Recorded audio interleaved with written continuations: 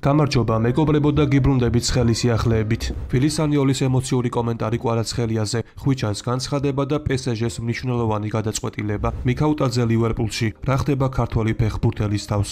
მეტი მოტივაციისთვის კი ნუ დაიზარებთ არხის გამოწერას და ასევე ვცადოთ რომ ავიდეთ ტრადიციულ 2000 მოწონებაზე. ყველას მადლობას ვიხდით, ვინც დამითმეთ 2 წამი და ეს ორი პატარა თხოვნა გაითვალისწინეთ. ახლა კი გადავიდეთ ვიდეოზე. სატრანსფერო ბრძოლა დაწყებულია. გადამწყვეტი კვირა გოგლიჩიძის კარიერაში. 20 წლის ქართველი ფეხბურთელი რომლის ტრანსფერს ამ დროისთვის სერიას ერთბაშად რამდენიმე კლუბი განიხილავს, ინგლისის პრემიერ ლიგის წარმომადგენელთა სამიზნეც გახდა. ბოლო დღეებში აქტიურად იწერებოდა რომ გოგლიჩიძის გადაბირება რომას, ლაციოს, ფიორენტინას, პარმასა და სასუოლოს სურთ. ბოლო ინფორმაციით კი ფეხბურთელისთვის ბრძოლაში სერიას კიდევ ერთი კლუბი ჩაერთო. ეს კლუბი კი გახლავთ უდინეზე. ასევე პრემიერ ლიგიდან ნოტინგემ ფორესტი და ელიტაში წელს აღზევებული სანდერლენდის ებმებია. გავრცელებული ინფორმაციით ფორესტი და სანდერლენდი მზად არიან რომ დააკმაყოფილონ ემპოლის ფინანსური მოთხოვნა, რომელიც 7-დან 8 მილიონი ევროთი განისაზღვრება. სანდერლენდი თავის დაცვის ხარჯში გოგლიჩიძეს საკვანძო ფიგურად ხედავს. ფორესტის მიზანი კი ხანგრძლივი კამპანიის წინ შემადგენლობის გაღრმავება. რაც შეეხება ქართველი მცველით უდინეზეს დაინტერესებას, კლუბიდან გამოსული ხმების თანახმად,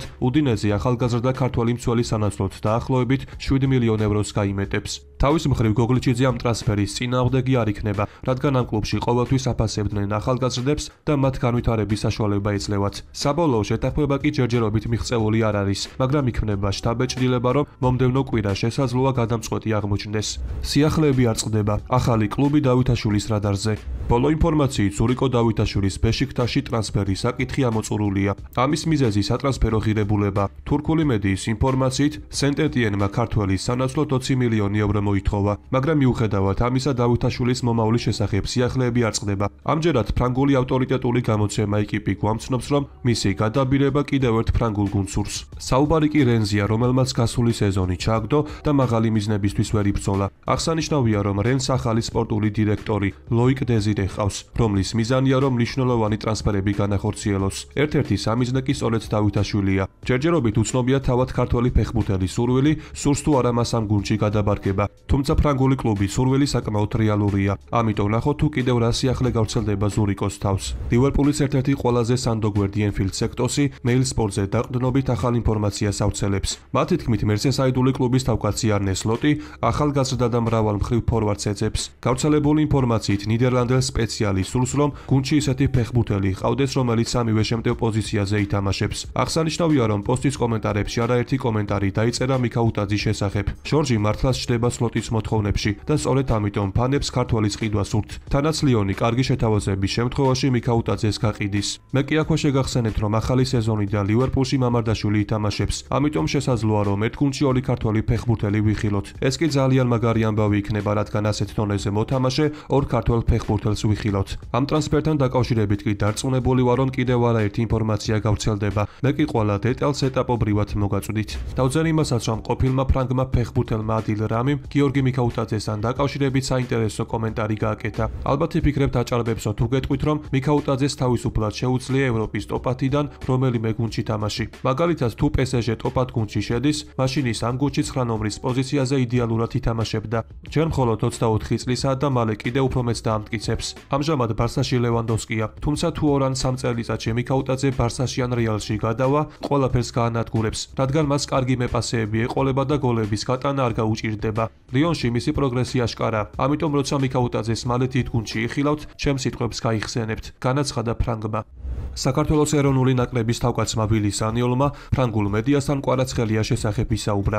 მან კი გაიხსენა 2024 წლის ევროპის ჩემპიონატზე პორტუგალიასთან მატჩის წინ კვარასთან გამართული დიალოგი. სანიოლი კი ჩვენ დეტალურად შემდეგ ინფორმაციას გვაწვდის. გადავწყვიტე დავლაპარაკებოდი ჩემი გუნდის ლიდერ კვარაცხელიას. ის ცოტა არ იყოს უხასიათოდ მეჩვენა. ის კი მოვიდა ჩემთან და მითხრა: "წვრთნელო, თუ კი სათადარიგო და სკამზე მიპირებთ, დასმას ამას გაგებით მოვეკიდები, რადგან საუკეთესო ფორმაში აშკარად არ ვარ." მე კი ვკითხე: "რატომ შენ ხო ნაპოლიში მთელი სეზონი ძალიან კარგი იყავი?" ამაზე კი მან მიპასუხა: "იქ თავს თავისუფლად გრძნობდი, ახლა კი წნეხის ქვეშ ვარ." კვარაცხელია საქართველოში იგივეა რაც ზიდანი საფრანგეთში, ოღონდ 1000-შერ უფრო მეტად. ის უფრო მნიშვნელოვანია ვიდრე სახელმწიფოს მეთაური. როდესაც ჩემთან პირველად აღმოჩნდა რიბერი შევადარე. ის ძალიან გავს მას თამაშის მანერით. განაცხადა სანიოლმა, რომელმაც ასევე გაიხსენა თავის დროზე კვარაცხელიას ნიცაში არ შემდგარი ტრანსფერი. მაშფოთებდა ის, რომ სანამ ნაპოლიში არ გადავიდა, მისი ტრანსფერის განსახორციელებლად ფრანგული კლუბებიდან არც ერთმა დადგა ნაბიჯი. ერთადერთი ჟულიან ფურნიეს ниცა იყო, თუმცა მათ არასაკმარისად სწრაფად იმოქმედეს.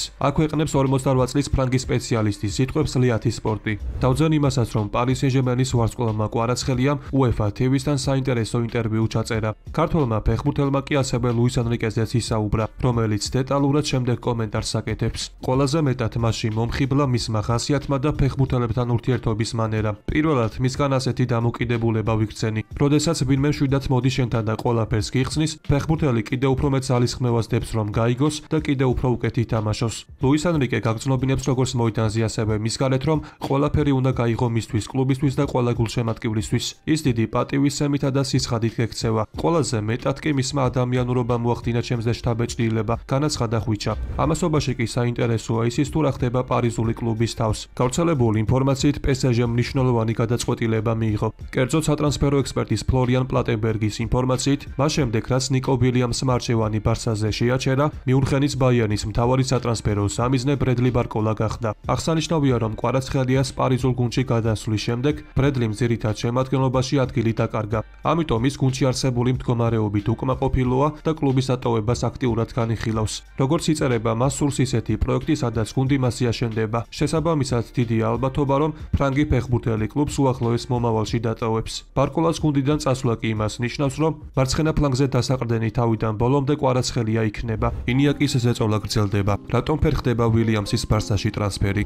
რატომ დაიწყო მადრიდის რეალმა ვარჯიშებზე დრონების გამოყენება? ხოლო თუ აქამდე ხარ მოსული, შეგახსენებთ, რომ ჩვენი მიზანია ავიდეთ 2000 მოწონებაზე. რის შემდეგაც ახალი ვიდეო ძალიან მალე გამოვა. ჩაბი ალონსომ რეალის ფეხბურთელების ვარჯიშების გადასაღება დრონების გამოყენება დაიწყო. ამის შესახებ მარკა წერს. გამოცემის ცნობით, 43 წლის ესპანელი სპეციალისტი მადრიდელების ვარჯიშებზე ახალი ტექნოლოგიების დანერგვას განაგრძობს. აღსანიშნავია, რომ რეალს დრონები აქამდე არასდროს არ გამოუყენებია. ის კი სამწვრთნელო შტაბისთვის ინფორმაციისა და ვიზუალური მასალის დამატებითი წყარო გახდება. როგორც იწერება, თავად ალონსოც დრონებს ვარჯიშზე პირველად იყენებს, თუმცა ის იყენებდა რამდენიმე კამერას, რომელიც მოედნის ზემოთ იყო დამონტაჟებული.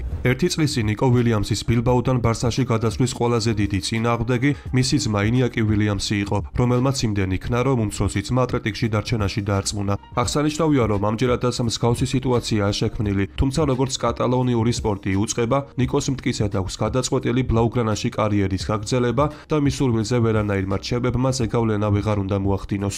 როგორც ირკვევა, ინიაკი ვილიამსი ბილბაოს ხელმძღვანელებთან ერთად ნიკოს არწმუნებს იმაში, რომ ბასკურ კლუბს შეუძლია მას იმაზე მეტი ხელფასი შესთავაზოს, ვიდრე ამას ბარსა შესთავაზებს. თუმცა ესპანეთის ნაკრების გარემარბს კატალონიურ გრანტში წასვლა მხოლოდ კარიერული წინსვლისთვის ესაჭიროება და მისთვის ფულს გადამწყვეტი მნიშვნელობა არ აქვს. ასევე ტრანსფერს კიდევ უფრო რეალურს ხდის ლამინ იამალის ფაქტორიც, რომელიც ნიკოს საუკეთესო მეგობარია. ამიტომ დიდი ვარაუდით ამ ტრანსფერს წინ ვეღარაფერი ვეღარ აღუდგება. დღევანდელ ვიდეოს კი ამით დავასრულებ. მოტივაციისთვის კი თხოვნა, რომ ავიდეთ მინიმუმ 2000 მოწონებაზე. ასევე გამოიწერე არხი, რათა იყო მუდმივად საქმის კურსში. ყველას გისურვებთ ჯანმრთელობას და ბედნიერებას. მე კი მომავალი ვიდეოთი ძალიან მალე დაგიბრუნდებით.